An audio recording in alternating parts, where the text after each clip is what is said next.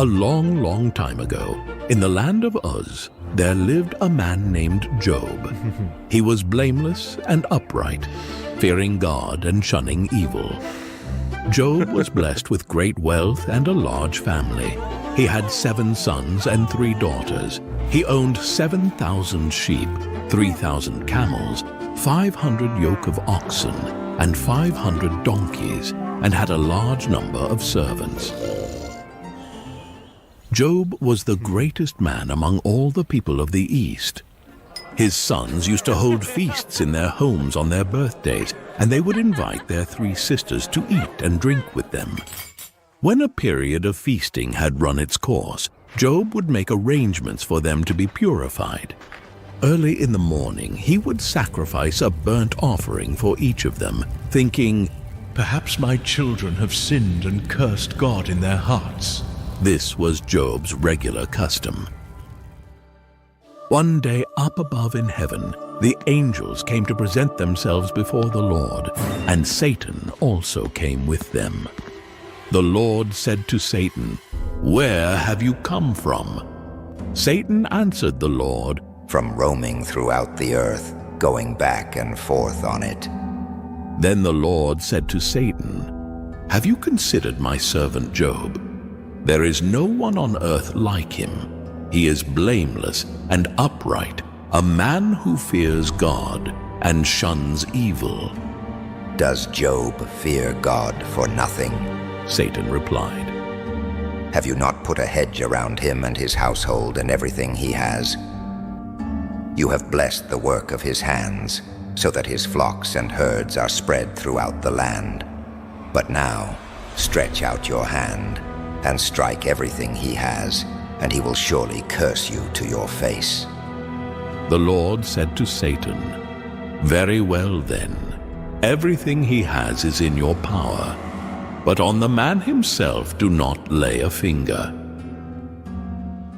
One day, while Job was in his home, a messenger came to him and said, "The oxen were plowing and the donkeys were grazing nearby, when suddenly the Sabaeans attacked and made off with them. They put the servants to the sword, and I am the only one who has escaped to tell you."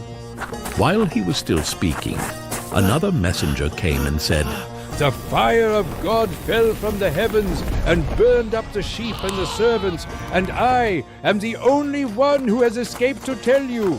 While he was still speaking, another messenger came and said, "The Chaldeans formed 3 raiding parties and swept down on your camels and made off with them. They put the servants to the sword, and I am the only one who has escaped to tell you."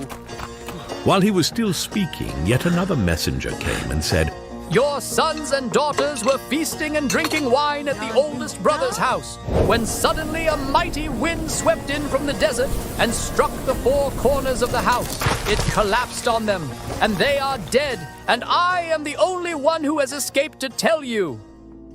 At this, Job got up and tore his robe and shaved his head. Then he fell to the ground in worship and said, "Naked I came from my mother's womb, and naked I will depart. The Lord gave, and the Lord has taken away. May the name of the Lord be praised." In all this, Job did not sin by charging God with wrongdoing. On another day, the angels came to present themselves before the Lord, and Satan also came with them to present himself before him again. And the Lord said to Satan, "Where have you come from?" Satan answered the Lord, "From roaming throughout the earth, going back and forth on it." Then the Lord said to Satan, "Have you considered my servant Job? There is no one on earth like him. He is blameless and upright, a man who fears God and shuns evil. And he still maintains his integrity, though you incited me against him to ruin him without any reason." "Skin for skin," Satan replied. "A man will give all he has for his own life. But now stretch out your hand and strike his flesh and bones, and he will surely curse you to your face." The Lord said to Satan, "Very well then, he is in your hands, but you must spare his life." So Satan went out from the presence of the Lord and afflicted Job with painful sores from the soles of his feet to the crown of his head. Job took a piece of broken pottery and scraped himself with it as he sat among the ashes. His wife said to him, "Are you still maintaining your integrity? Curse God and die!" He replied, You are talking like a foolish woman. Shall we accept good from God and not trouble?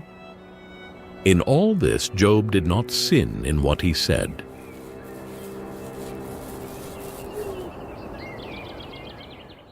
When Job's 3 friends, Eliphaz the Temanite, Bildad the Shuhite, and Zophar the Naamathite, heard about all the troubles that had come upon him, they set out from their homes and met together by agreement to go and sympathize with him and comfort him.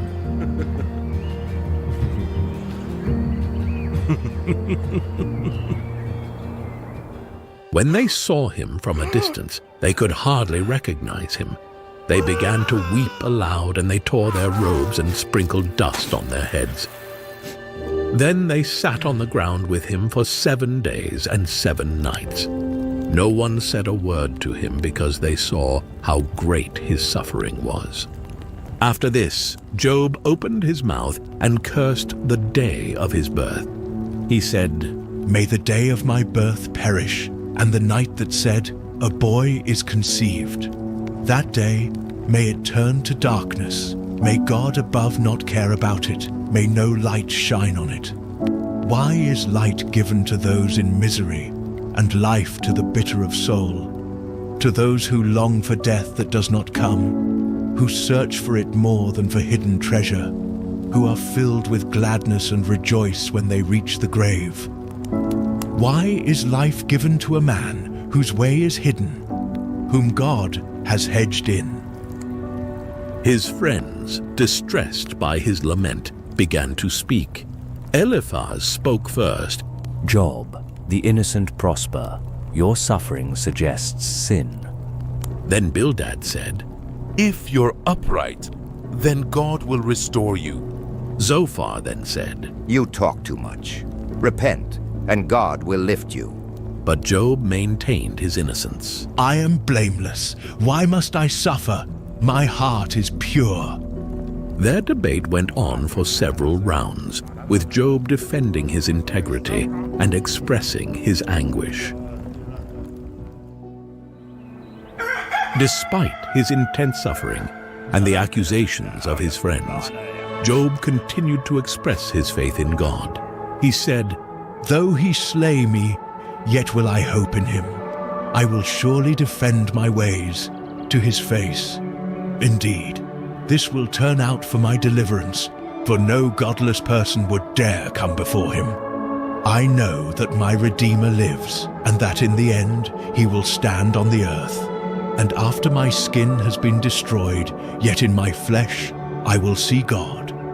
I myself will see him with my own eyes, I and not another. How my heart yearns within me.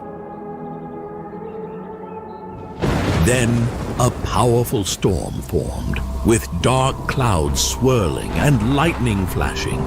Job, standing in the midst of the storm, felt the raw power of nature as the voice of the Lord thundered from within the whirlwind.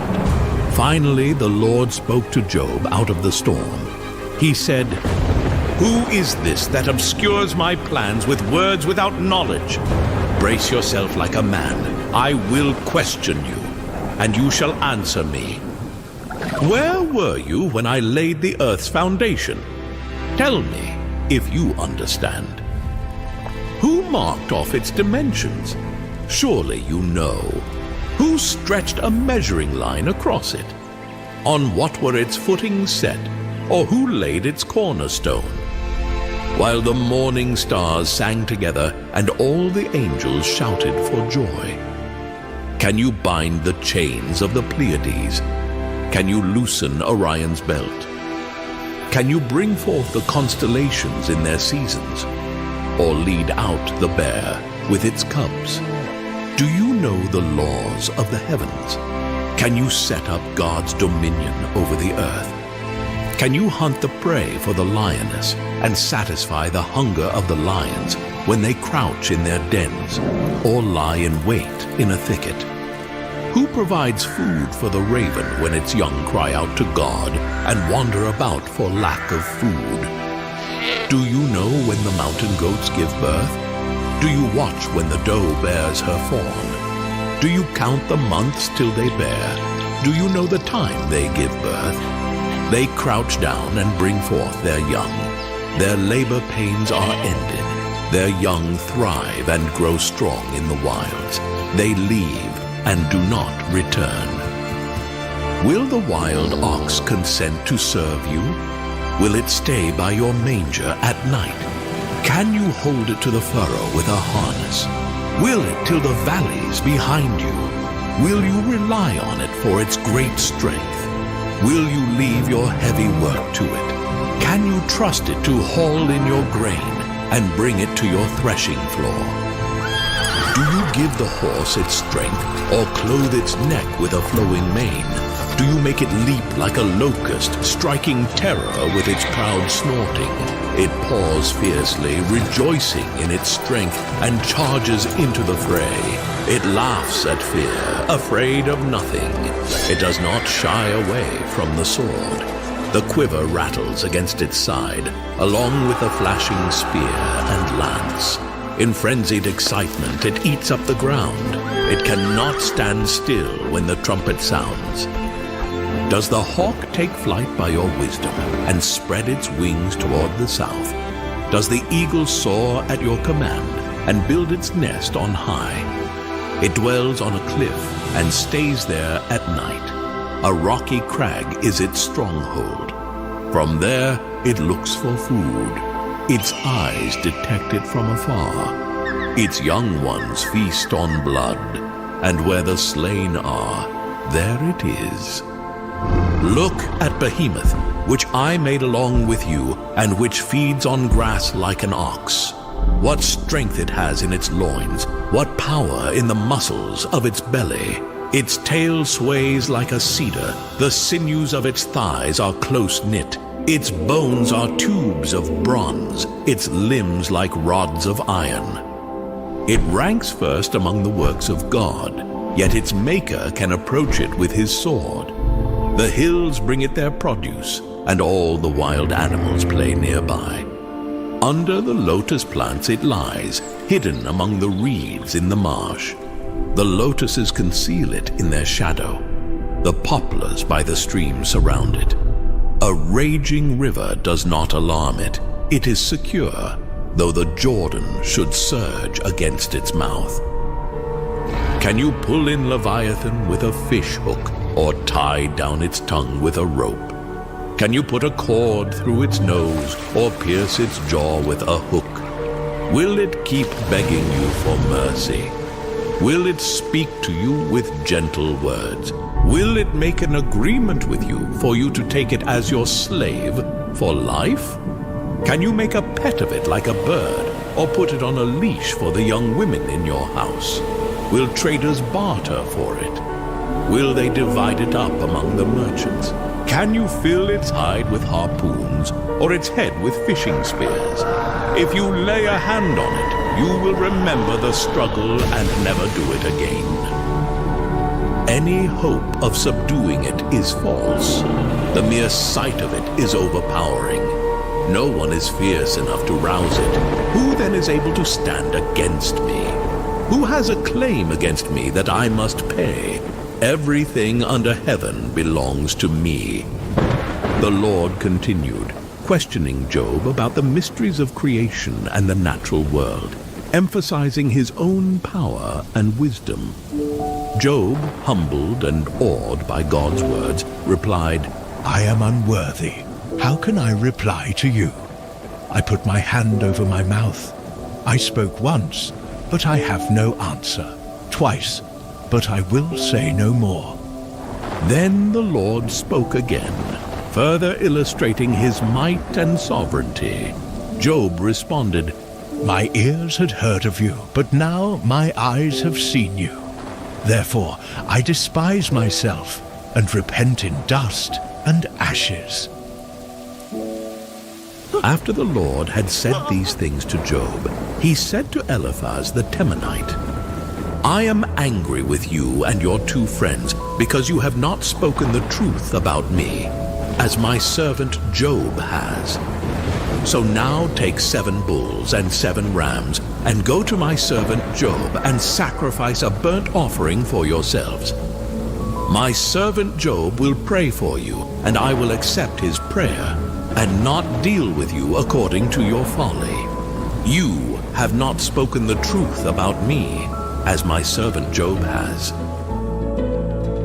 So Eliphaz the Temanite, Bildad the Shuhite, and Zophar the Naamathite did what the Lord told them, and the Lord accepted Job's prayer. After Job had prayed for his friends, the Lord restored his fortunes and gave him twice as much as he had before. All his brothers and sisters and everyone who had known him before came and ate with him in his house. They comforted and consoled him over all the trouble the Lord had brought on him, and each one gave him a piece of silver and a gold ring. The Lord blessed the latter part of Job's life more than the former part.